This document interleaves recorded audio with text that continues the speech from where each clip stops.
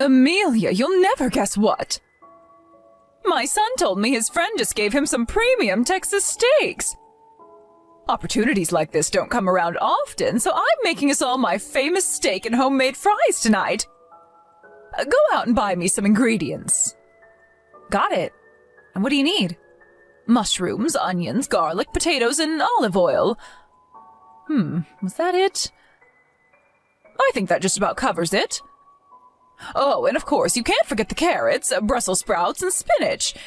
It's a family tradition of ours to have honey balsamic Brussels, roasted carrots, and creamed spinach with all our steaks.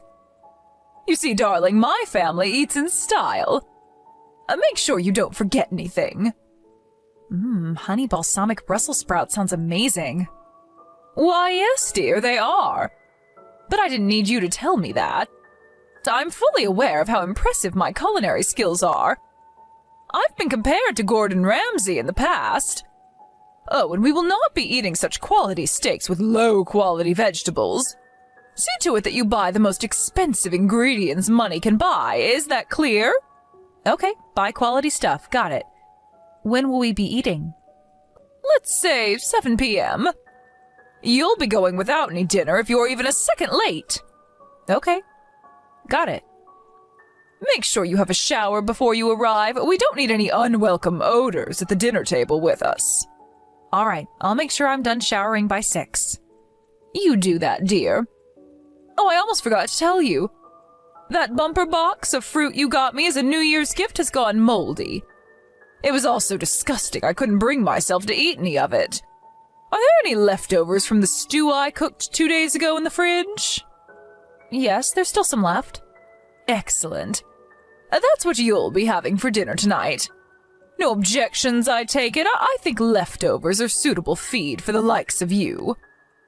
These premium Texas steaks would be wasted on you. Right. Sure thing. Are you done cleaning my house? Yep, I just finished. I scrubbed out that gravy stain on the sofa you mentioned. It just got done drying off. Terrific. Listen up, dear. I have another job for you. You're to stop off at the post office while you're out shopping for tonight's ingredients. I need you to send the letter on the front porch by first-class mail.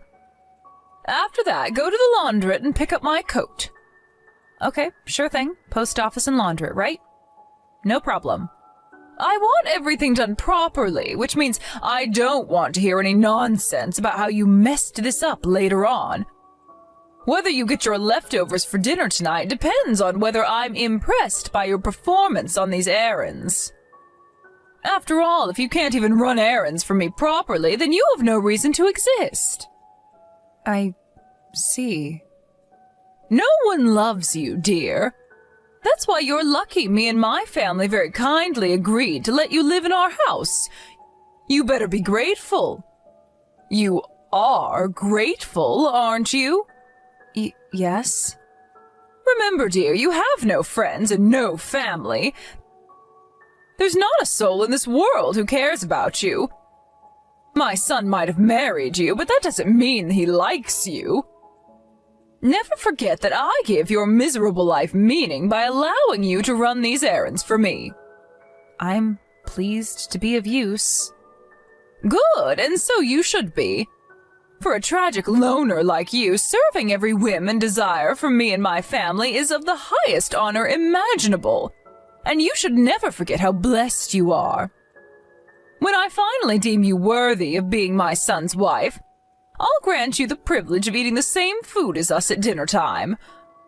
For now, it's leftovers. When you say worthy of being Michael's wife, what exactly do you mean? A wife who fulfills her feminine duties to perfection all the time. When you become a master chef, a housework expert. When you're able to wash my clothes so well that the exquisite smell of my freshly cleaned underwear makes me think I died and went to heaven. Only then will you win my long-sought-after approval. You still have a long way to go, of course. You're right. I'm a failure of a wife. You really are a groveling sycophant. Don't get me wrong, it's not like I have any expectations of you. I just think it's good for you to have goals. Don't think you get to escape when the going gets tough. You're with us forever. I'd never try and leave, Wilma. Besides, where would I go? It's just like you say, my parents are dead and I don't have any relatives I can rely on. You guys are all I have. Exactly, I'm glad you understand. As long as you continue to do what you're told, I'm happy to allow you to keep living with us. Thanks. Okay, I'm gonna head out and grab those groceries now.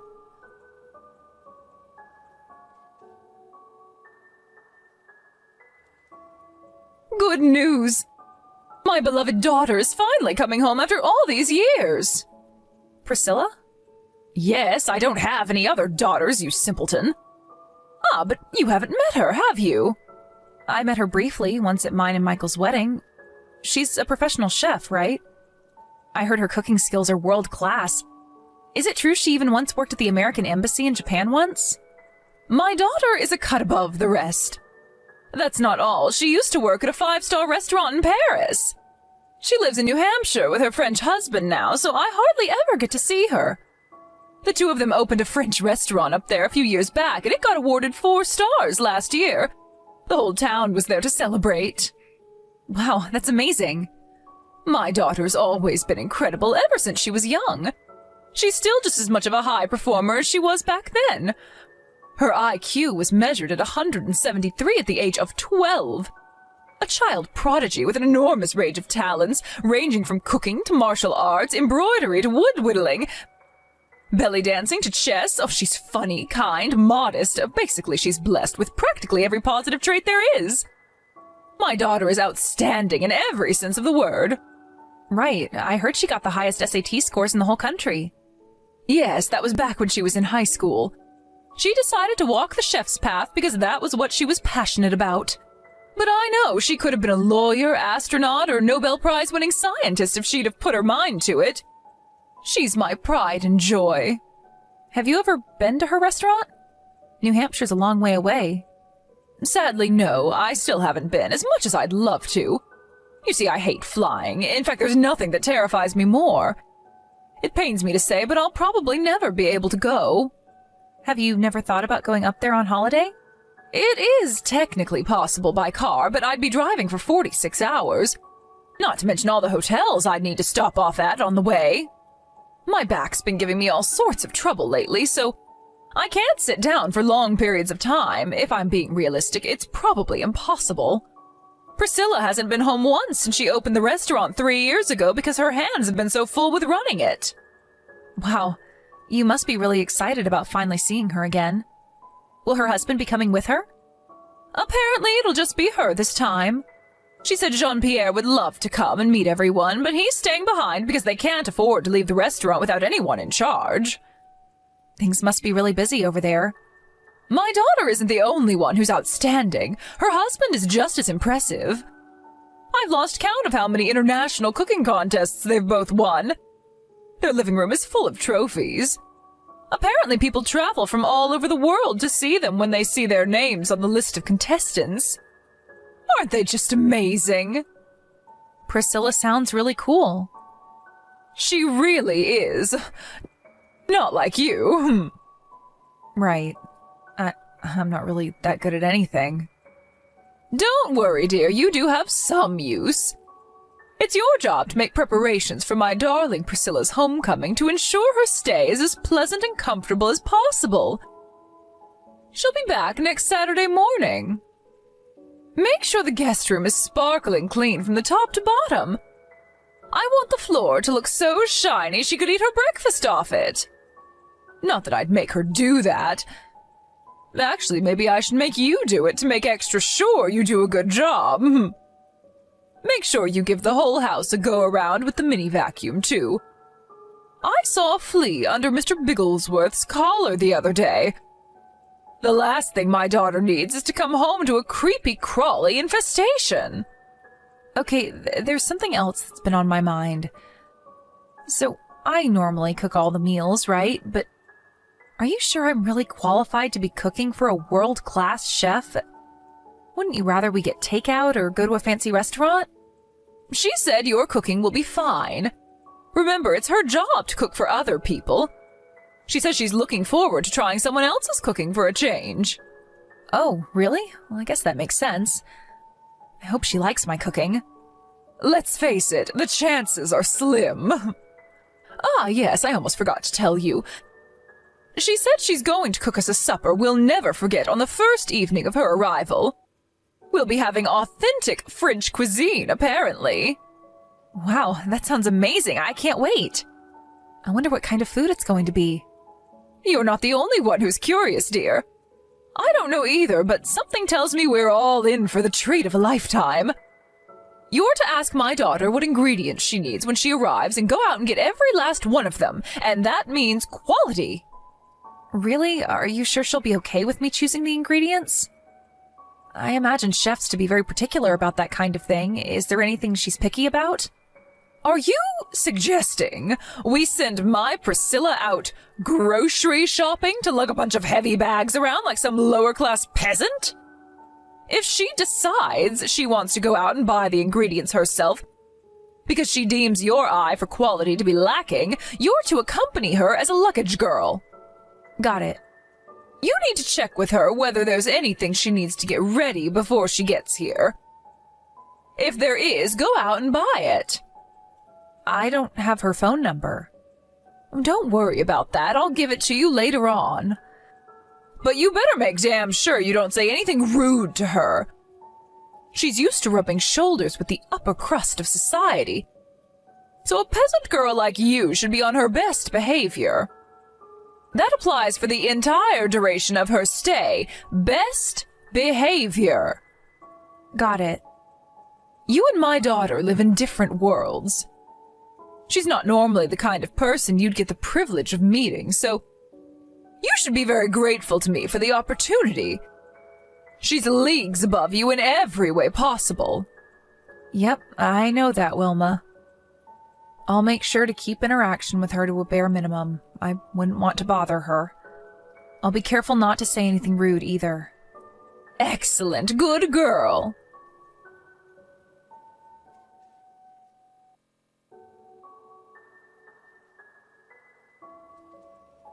Hey, Amelia, how's it going? My mom gave me your number. I'm glad we're finally in touch. It feels like ages since that time we met at your wedding.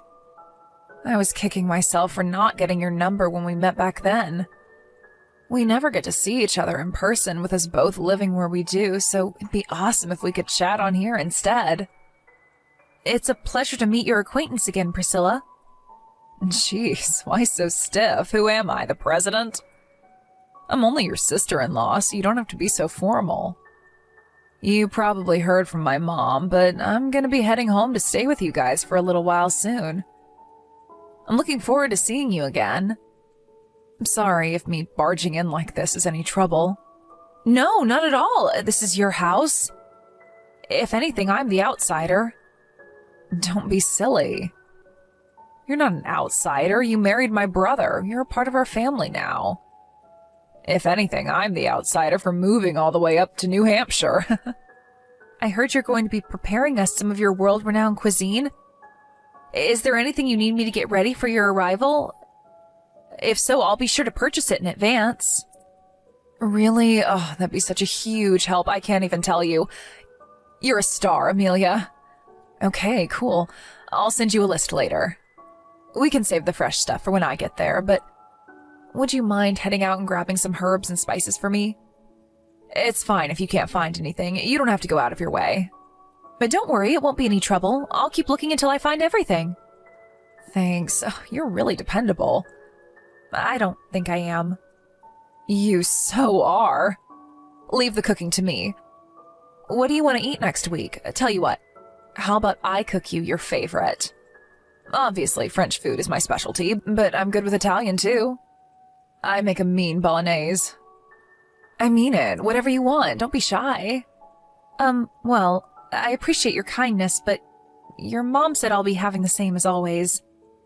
You can make whatever you like. I'll just have your leftovers. Go ahead and make whatever your mom wants. The same as always? Leftovers? What the hell? Food as delicious as yours would be wasted on me. Please, make something that'll make your mom happy. Whoa there. Hang on a sec. What? There's no way I'm traveling the length of the country without making my sister-in-law her favorite dish. We never get to see each other like this, so come on. What do you say we make the most of it? I want you to have something you enjoy, too. I'm fine, really. We have tons of food in the fridge that I have to eat anyway. So let's eat it together a few days later, after I cook you something you like. But it's my job to eat that stuff. I'd feel awful if you got food poisoning. Excuse me? Oh, nothing. All I mean is that you don't have to worry about me. Amelia, I hope you're not holding back on me. You and I are family. Family? I could never be considered equal to someone like you. What? Stop it. You shouldn't speak so negatively about yourself like that. I appreciate if you're trying to be respectful, but being overly polite can sometimes have the opposite effect. I'm really sorry. Do you eat leftovers every day? How could my mom and brother just stand by and watch? I only eat food that's appropriate for someone like me. I'm just grateful to be allowed to live in this house in the first place. If, by any chance, does my mother say the same things to you? No, never. Just my own personal opinion, that's all. Why would you be okay with eating leftovers every day? You're not a dog, you're my brother's wife. Now that I think about it, I've never really heard anything from my mom or Michael about you. On the rare occasion your name does come up, my mom does nothing but complain and badmouth you. I don't get it. How could anyone dislike someone as kind and thoughtful as you? No, your mom's right. Everything's exactly as she says. I'm just a worthless good-for-nothing who causes problem after problem despite the fact that your mom was kind enough to let me live with her. I feel guilty for existing. Oh my God, what the hell has she done to you? What did she do to you to make you believe all those horrible things about yourself? Amelia, if it doesn't make you too uncomfortable, I'd really appreciate if you told me what's going on here. I'm just a useless waste of space. My life has no value. That's why I have to serve your mom and Michael with loyalty and diligence to make sure they never toss me in the garbage where I belong. Did someone say that to you? Your mom? I see. So my mom's the one who's been feeding you all these twisted lies? What does she think gives her the right? I'm so sorry. You don't have anything to apologize for. If anything, I should be the one saying sorry for not noticing this was going on. I've lived so far away from you for so long that I didn't notice you going through hell this whole time. Priscilla, are you angry with me? I'm so sorry. No. I'm not angry with you, Amelia, not one bit. But I'm telling you, this isn't your fault, sweetie. But it looks like we have some brainwashing to undo before you believe me. Brainwashing? Yes, brainwashing. The only reason you have such a low opinion of yourself is because my mom's been subjecting you to such horrible abuse for so long that you started to believe the awful things she says about you. You haven't done anything wrong, not a thing. I mean it. You're a wonderful, kind person with a lot to give to the world. You mustn't listen to my mom.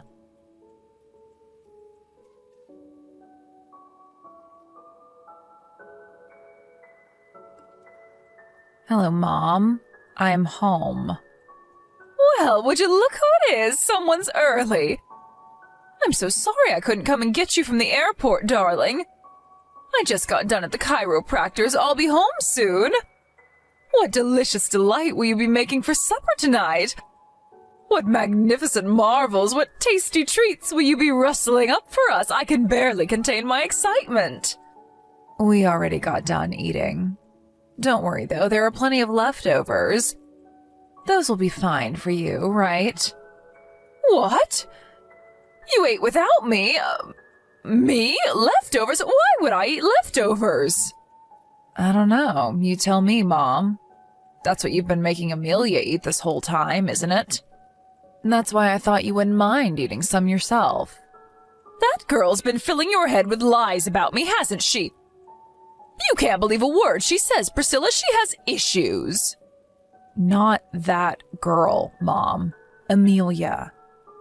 If I'd known what a pair of wicked abusers my family had devolved into, I would have come home earlier. What are you talking about? I had a feeling that things were never great between you and Amelia.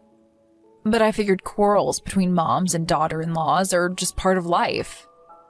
And that you'd work through it between yourselves one day. I was overly optimistic. Finding out my own mom is secretly the mother-in-law from hell has been a big shock for me. The mother-in-law from hell? Is there really any need to be so mean to me? Is this going somewhere? I know exactly how you've been treating Amelia, Mom. You can drop the act now. My brother might not have been abusing her, but he certainly looked the other way while you did, which makes him an accomplice to the crime in my eyes. I can't believe I'm related to such a pair of vile savages. Please, Priscilla, can we just calm down and discuss this like adults without hurling insults? It might look like abuse to an outsider, but I can assure you it's not like that. What I'm doing is disciplining her. She wouldn't even know the basics of how to be a wife if not for my guidance. You have no idea how useless that girl is. Yeah, I know you made her believe that. But it's not true, is it? None of it is. You just wanted someone kind and trusting you could manipulate into being your obedient lapdog to do your bidding around the house so you could feel big and powerful. This is no different to slavery. Scandalous! Don't say such absurd things! She needs to get away from you and this house ASAP for the good of her health. I told her I think she should divorce Michael. There's no way she'd agree to divorce him. She has no family and no friends to rely on. She's neither strong nor brave enough to leave this house. She's a weak, worthless, good-for-nothing whose only value is to serve us. I wonder. I've been talking to her every day this last week, and it seems to me like I made some progress on undoing your brainwashing. Why not try speaking to her yourself? Hi, Wilma. It's Amelia. I'm leaving this house. What are you talking about? Don't be absurd. Where will you go? I can go wherever I like. And how do you propose you're going to feed yourself? Need I remind you that you don't have a job? I'll get half of Michael's assets when we divorce, so I'll have enough to get by on until I find work. Just think about all the useful skills you taught me. I've been working like a dog in this house for so long that I feel like an actual job would be a walk in the park in comparison. Why, you little... Listen to me, girl. You're in for a rude awakening when you learn the harsh reality of the world outside this house. I'm willing to take my chances. Something tells me that no matter how difficult things get, anything would be better than carrying on my life here with you. I suffered for so long. But I was only pretending I fell for your brainwashing to lull you into a false sense of security. The truth is, I hated you and was working on figuring out a way to escape the whole time. You're not getting away that easily. My son will never agree to the divorce. But, Wilma, he already did. What? When? I told him I wanted a divorce last night. My will is firm, and there is not a thing on this earth that could change it. Least of all the impotent whimpers of my spineless husband. He caved within minutes. Oh my God, no! How did this happen? Lastly, I have a message from your daughter. All of the love I had towards this family disappeared the moment I found out how horrifically you'd been treating Amelia. I'll be going home earlier than planned. I'm taking Amelia back to New Hampshire with me. You'll never see either of us again. The end. Never again? Never again. Priscilla's helping me get my things together now. When we're done, we'll be saying goodbye to you in this house forever. She arranged some temporary accommodation for me, so you don't need to worry about me having nowhere to go. Like hell I'd worry about the likes of you. But don't think you're getting away that easily. You don't get to make that decision without my say-so. I do not consent. Do the housework yourself from now on. To think I was kind enough to let a worthless, good-for-nothing failure of a bride like you live in my home, in spite of the fact that no one loves you and you don't have a soul in this world other than me to rely on. And this is how you repay me? You're heartless. You're wrong, Priscilla told me. She told me that my life does have meaning. And you know what? I decide that meaning for myself. Besides, Wilma, shouldn't you be celebrating? If I'm really such a worthless, good-for-nothing failure, surely you'd be better off without me around.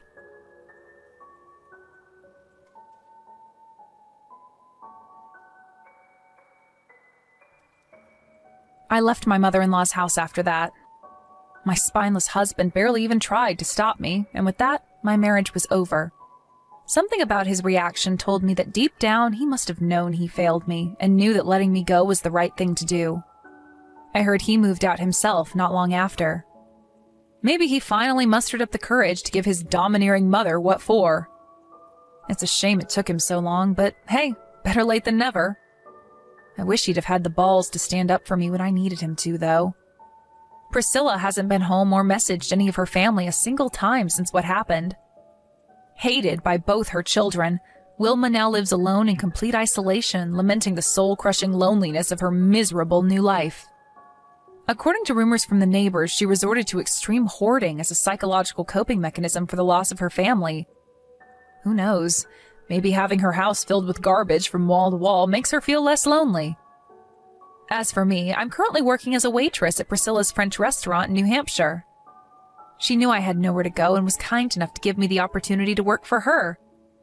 She's an amazing person, and I'll be eternally grateful for what she's done for me. I'm starting my life fresh in a new land, surrounded by new people. Now I'm fortunate enough to spend my days surrounded by a bunch of kind, supportive coworkers who don't look down on me. Oh, and the food's not half bad either. I could go on all day about how much I love my new life, but I'll sum it up by simply saying that I'm really happy now.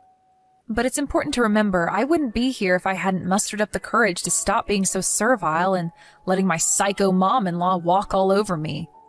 Don't get me wrong, I'm still not totally over it. Wounds like that take time to heal, but at least now I'm living my life on my terms. And hey, if we don't live our life on our own terms, then whose lives are we even living? Stand up for yourselves, folks.